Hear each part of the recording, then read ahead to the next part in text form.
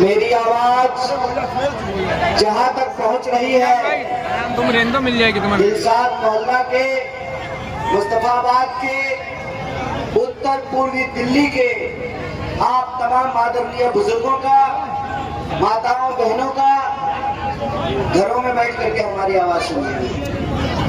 माताओं बहनों का, नौजवान दोस्तों का और प्यारे बच्चों का मैं क्रांतिकारी अभिनंदन करता हूं।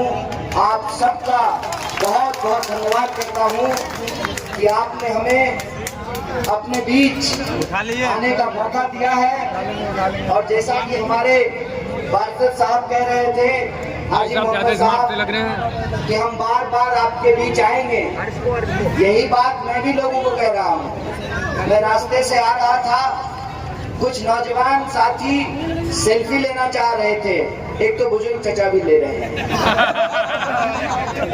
कुछ नौजवान साथी सेल्फी लेना चाहते थे, तो मैंने उनको कहा चुनाव तो 10-12 दिन का है, कुछ ऐसा जुगाड़ करो कि 5 साल तक सेल्फी लेने का मौका। साथियों, सबसे पहले मैं यहाँ मौजूद हमारे कांग्रेस पार्टी के और आम आदमी पार्टी के तमाम आदरणीय नेता मौजूद हैं। मैं आप सबका बहुत बहुत शुक्रिया अदा करता हूं, आपका इस्तकबाल करता हूं और बिना किसी औपचारिकता के, क्योंकि 10 बजे चुनाव प्रचार खत्म करना है, तो मैं इकट्ठे आप सब लोगों को नमस्कार कर लेता हूं, पूरे मंच को नमन कर लेता हूं और सीधे आप लोगों से मैं 2-4 बात कहना चाहता हूं और दिल की बात कहना चाहता हूं, क्योंकि हम मन की बात तो करते नहीं हैं। और दिल की बात ये है कि आप सब जानते हैं, मुझे आपको कुछ समझाने की जरूरत नहीं है। समझाने की जरूरत इसलिए नहीं है कि आप खुद समझदार हैं, और जब आप समझदार हैं तो आप समझ रहे हैं कि देश के भीतर किस तरह की हालत और किस तरह की परिस्थिति पैदा की जा रही है। आप समझ रहे हैं कि हर इंसान की, चाहे वो किसी जाति का हो, धर्म का हो, मजहब का हो, हर इंसान की जो जीवन की असली स्थिति है, उसके बारे में कोई बात नहीं कर रहा है। ना महंगाई की बात हो रही है, ना बेरोजगारी की बात हो रही है, ना उत्तर पूर्वी दिल्ली में जो रहने वाले लोग हैं। मैं पहली बार उत्तर पूर्वी दिल्ली नहीं आया हूँ, लोकसभा कैंडिडेट बन करके पहली बार आया हूँ, लेकिन बिहार से चल करके जब मैं दिल्ली पढ़ने के लिए आया था, तो मैं उत्तर पूर्वी दिल्ली के क्षेत्र में ही 2009 में आकर के रहना शुरू किया था और पढ़ाई लिखाई के सिलसिले में ये पेट पहले कम करो में एडमिशन हुआ, हमने पीएचडी करी। और जैसे डॉक्टर बाबा साहब भीमराव अंबेडकर के नाम में डॉक्टर लगा हुआ है, मेरा भी सपना था कि अपने नाम के साथ में डॉक्टर लगाऊं, और आप लोगों के आशीर्वाद से जब मेरे नाम में डॉक्टरेट लगा, इसलिए मैं इस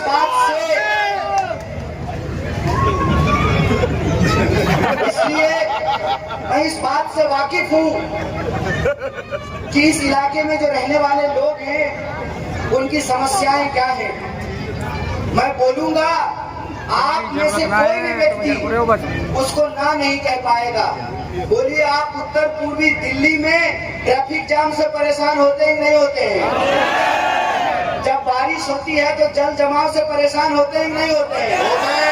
और बारिश से पहले अगर नाला साफ ना किया जाए तो जो है गटर से पानी सड़कों पे बहता है कि नहीं बहता है? और जब आप बस पे चलते हैं तो आप लोगों को ये परेशानी झेलनी पड़ती है, खास करके जो हमारी बहनें हैं, कि खुद को बचाएं, पर्स को बचाएं कि मोबाइल को बचाएं। और चोर उतना शातिर है जितना इस देश की सरकार है। आप खुद को बचाएं तो पर्स गायब, पर्स को बचाएं तो मोबाइल गायब। ये होता है कि नहीं होता है? ऑटो से जा रहे हैं और लड़का सब जो है इंस्टाग्राम देख रहा है, पता चला कोई और ले गया वीडियो बनाने के लिए। होता है कि नहीं होता है? बात करते हुए जा रहे हैं, कान के बगल से मोबाइल छीन के ले जाता है कि नहीं? तो इस क्षेत्र में लॉ एंड ऑर्डर की समस्या है कि नहीं है? लॉ एंड ऑर्डर ठीक करने का काम किसका है? वो पीछे देखिए, उधर दिल्ली पुलिस वाले खड़े हैं, एकदम पीछे।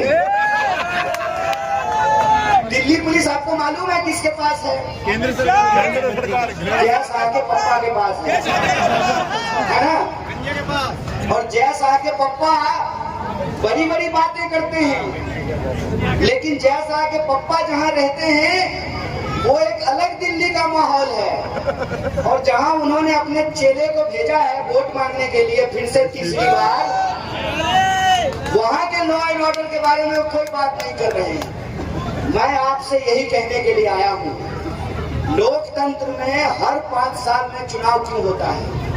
लोकतंत्र में हर 5 साल में चुनाव इसलिए होता है कि 5 साल तक आप देखते हैं जिस इंसान ने अगर इस क्षेत्र के लिए काम किया है तो हम उसको दोबारा चुनेंगे, और अगर काम नहीं किया है तो जिस इज्जत से वोट देकर के माननीय सांसद बनाया उसी तरह से कान पकड़ करके बेइज्जती करके कुर्सी से नीचे उतारेंगे। इसीलिए 5 साल में चुनाव होता है। हम देख रहे हैं कि धीरे धीरे जैसे स्लो पॉइजन होता है ना, वो एक दिन में जान नहीं लेता है, तो धीरे धीरे जान लेता है। एक दिन में सिगरेट पीने से आपका फेफड़ा नहीं खराब होगा, लेकिन जब आप लगातार पीते रहेंगे तो आपका फेफड़ा खराब होगा। और ये समाज में नफरत का जहर धीरे धीरे घोल करके आज लोकतंत्र का अपहरण कर चुके हैं। और आप सबने देखा होगा कि गुजरात के अंदर बीजेपी के एमपी का बेटा, लोग कहते हैं ईवीएम हैक हो गया है कि नहीं हो गया है। मैं तो कह रहा हूं कि इनकी इतनी मनमानी है कि पूरा का पूरा पोलिंग बूथ ही जो है कैप्चर कर लिया, उसका अपहरण कर लिया, और ईवीएम का मशीन हाथ में लेकर के कह रहा था कि ईवीएम मेरे बाप का है। रे बाबू, ईवीएम तुम्हारे बाप का तो नहीं है। और तुमको अगर लगता है कि तुम्हारे बाप का ईवीएम है तो इस बार हम तुम्हारा इलाज खोजे हैं, तुम्हारा दवाई हम ढूंढे हैं। और दवाई ये है कि इस बार का चुनाव हमको अलग तरीके से लड़ना पड़ेगा। और वो तरीका ये है कि इस बार का चुनाव हम किसी को एमपी बनाने के लिए नहीं लड़ रहे हैं। इस बार का चुनाव हम किसी को मंत्री और किसी को प्रधानमंत्री बनाने के लिए नहीं लड़ रहे हैं। इस बार का चुनाव हम तानाशाही के खिलाफ लड़ रहे हैं।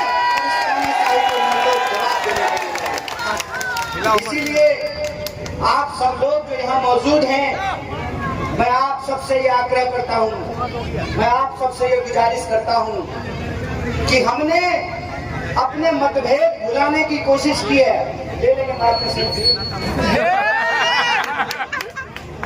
यही रखना है ना, हाँ यही रखना है। 5 साल समय मिलेगा ना सेल्फी लेने के लिए।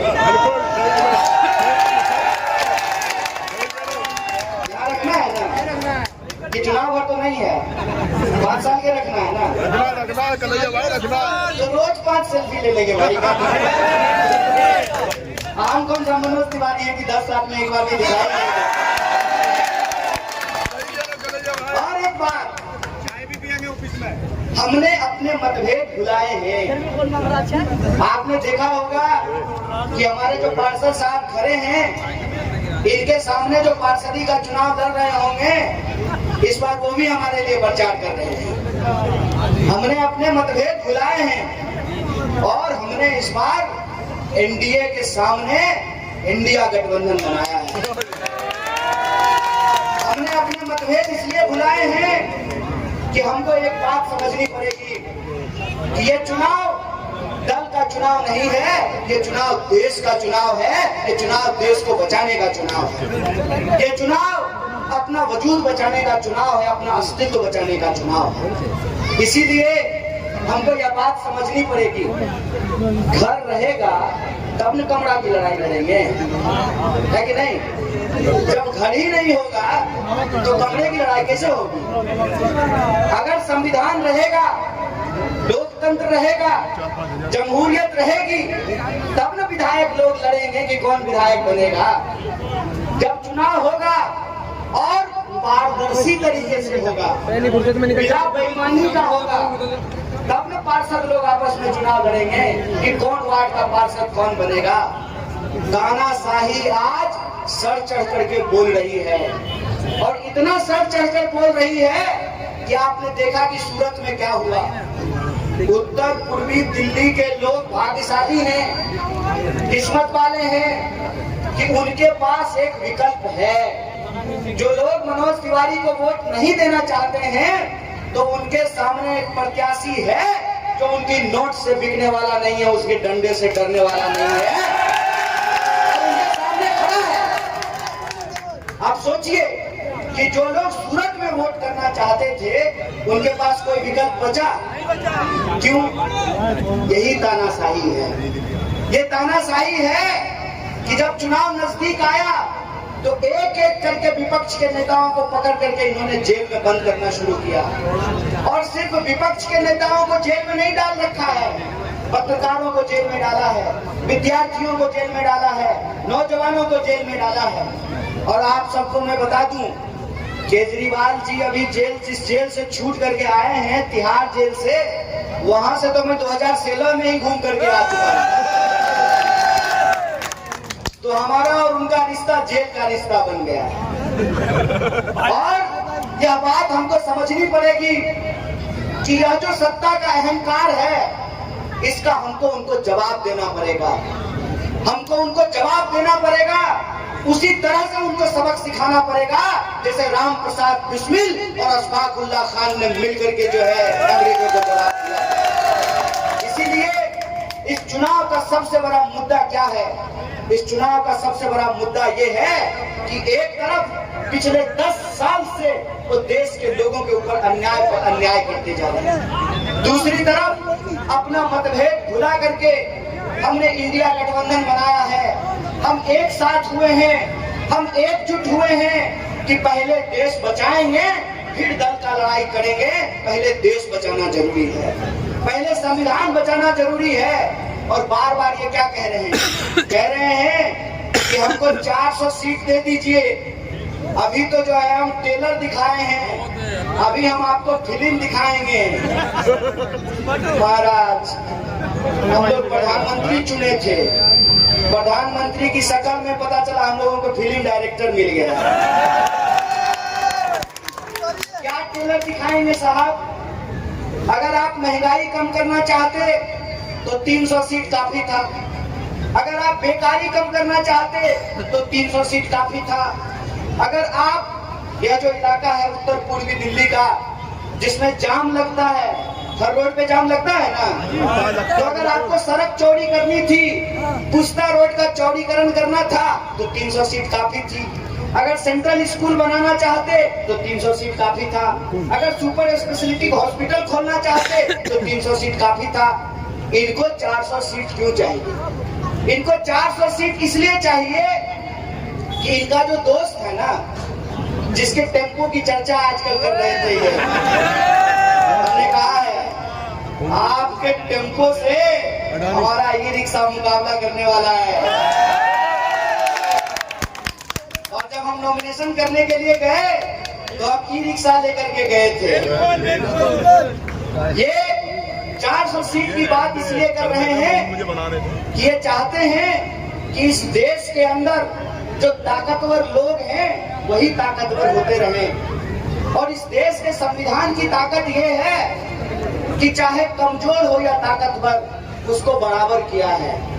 यह जो मंच पे खड़े हैं पार्षद जी, अली मेहंदी जी, इनका वोट भी एक है, और आप सब लोग जो नीचे बैठे हुए हैं, आपका वोट भी एक है। ये इस देश के संविधान की ताकत है। और देश के संविधान की अगर ये ताकत नहीं होती तो 5 साल में ही सही, 10 साल में ही सही, आपको चुनाव के वक्त ही सही सांसद महोदय का चेहरा देखने को मिलता क्या? नहीं मिलता ना। चिंता मत कीजिए, अभी तो आपको सांसद महोदय दिख रहे हैं, हम आपको प्रधानमंत्री का दर्शन भी करवाएंगे। उत्तर प्रदेश कई मुख्यमंत्रियों का दर्शन कराएंगे, इनकी कई मंत्रियों का दर्शन कराएंगे। चिंता मत कीजिए, इस बार इनका पाला कन्हैया से पड़ा है और इनको छठी का दूर याद दिलाएंगे। मैं आप सबसे एक जरूरी अपील करना चाहता हूँ, जोश बचा के रखना भाई, 25 तारीख को वोटिंग है।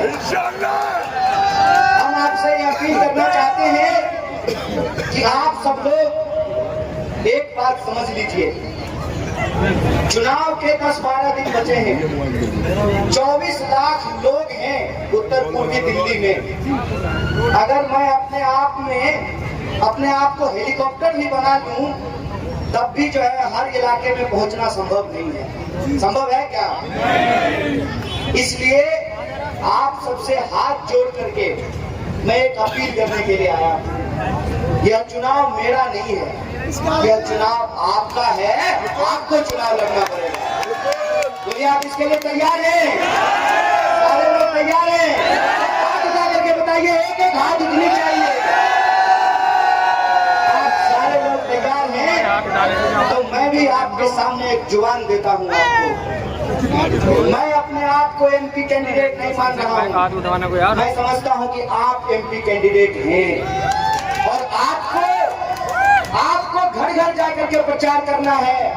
और खास करके जो हमारी माताएं हैं पीछे खड़ी, मैं आपको भी कहता हूँ, मैं आपका बच्चा हूँ, मुझे आपका आशीर्वाद और आपकी दुआ चाहिए। और मैं आपसे कह रहा हूँ कि आप घर घर जाइए, देवरानी जेठानी को भी साथ में लेकर के जाइए और हर किसी को जाकर के बताइए कि इस बार का चुनाव हमारे वजूद को बचाने का चुनाव है, संविधान को बचाने का चुनाव है, जमहूरियत को बचाने का चुनाव है, लोकतंत्र को बचाने का चुनाव है।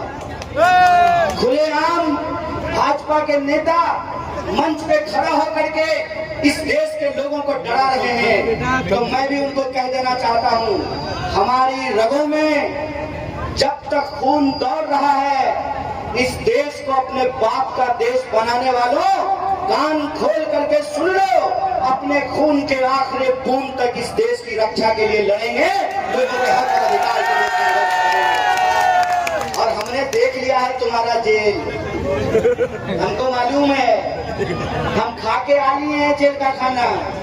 तो किसी और को डराना, और तुम्हारी तिजोरियों में इतनी दौलत नहीं है कि हमारा ईमान खरीद सको इस बात को।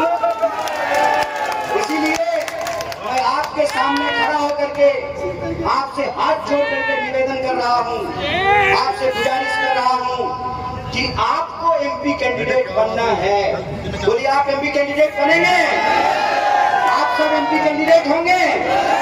तो आपको घर घर जाना है, लोगों को बताना है और उनको 2 चीज समझाना है। पहली बात तो ये कि इस बार दिल्ली में हमारा भारतीय राष्ट्रीय कांग्रेस, मतलब हाथ छाप वाला जो कांग्रेस है, और आम आदमी पार्टी जिसका छाप झाड़ू है, दोनों का गठबंधन हो गया है। और गठबंधन होने के चलते हम कह सकते हैं कि इस बार हाथ में झाड़ू है और 10 साल के इस अन्याय को हम साफ करेंगे। यह बात आपको घर घर जाकर के लोगों को बतानी है। खास करके जो हमारी माताएं हैं, आपको जाना है और उनको बताना है कि मशीन पर जाकर के इस क्षेत्र में उत्तर पूर्वी दिल्ली में झाड़ू नहीं ढूंढना है। झाड़ू और हाथ साथ में है तो दिल्ली की 7 सीट पे 4 सीट पर झाड़ू है और 3 सीट पर हाथ है। उत्तर पूर्वी दिल्ली में हाथ छाप है, यह बात लोगों को बताना है। ये बताएंगे, हमारे साथ नारा लगाइए कि कहाँ गए हमारे अंसारी चचा? तो वो एक नारा लगाते हैं, कहते हैं बटन दबेगा, बटन दबेगा, बटन दबेगा। झाड़ू और हाथ इस बार साथ है और उत्तर पूर्वी दिल्ली में बटन दबेगा हाथ पे। एक बात ये समझानी है और दूसरी बात ये समझानी है कि हम तमाम लोगों को घर घर जाकर के प्रचार करना है और गली गली में टीम बना करके सब लोगों को समझाना है कि इस बार वोट जरूर करें, क्योंकि हमको अन्याय को वोट के चोट से हराना है। यह बात हम लोग घर घर जाकर के समझाना है। बोले करेंगे कि नहीं करेंगे? अगर आप सब यह बात करने के लिए तैयार हैं तो मैं एक आखिरी बात बोल करके अपनी बात खत्म करूंगा। मेरे लिए चुनाव जीतना, सांसद बनना या एमपी बनना इम्पोर्टेंट नहीं है, और यह बात मैं अपने दिल से आपको बोल रहा हूँ, क्योंकि एमपी बनने के लिए लोग कुछ भी करने को तैयार हैं। कल तक जो लोग भाजपा को गाली देते थे, आज उनसे जाकर के जादू की झप्पी दे रहे हैं। मेरी लड़ाई आप सबके हक की लड़ाई है, क्योंकि मैं उस परिवार से आता हूँ जिस परिवार से आप तमाम लोग आते हैं। मैं कोई धन्ना सेठ का बच्चा नहीं हूँ। इस बार का उत्तर पूर्वी दिल्ली का मुकाबला दिल्ली के सबसे अमीर एमपी और चप्पल पहनने वाले एक गरीब लड़के के बीच है, और इस बार जनता की ताकत से हमको दौलत की ताकत को हराना है और उनको उनकी औकात बतानी है। ये बात मैं आपसे कहने के लिए आया हूँ। और जो लड़ाई हम सड़कों पर लड़ते हैं, आप सबका आशीर्वाद मिलेगा, आपकी दुआ मिलेगी। 25 तारीख को हम जरूर उत्तर पूर्वी दिल्ली जीतेंगे और सड़क की लड़ाई को संसद तक लेकर के जाएंगे। इसी अपील के साथ, इसी वादे के साथ कि हम वादे को जरूर निभाएंगे, अन्याय को हराएंगे और न्याय को जिताएंगे। मैं अपनी बात को खत्म करता हूं और मंच पे मौजूद जो तमाम आदरणीय लोग हैं उनको बहुत बहुत धन्यवाद कहता हूं, तहे दिल से शुक्रिया अदा करता हूं। और हमारे जो साथी नौजवान हैं उनको मैं कहना चाहता हूं कि दोस्त, रुकना नहीं है, झुकना नहीं है। जब तक जीतेंगे नहीं तब तक छोड़ेंगे नहीं। बहुत बहुत शुक्रिया, बहुत बहुत धन्यवाद।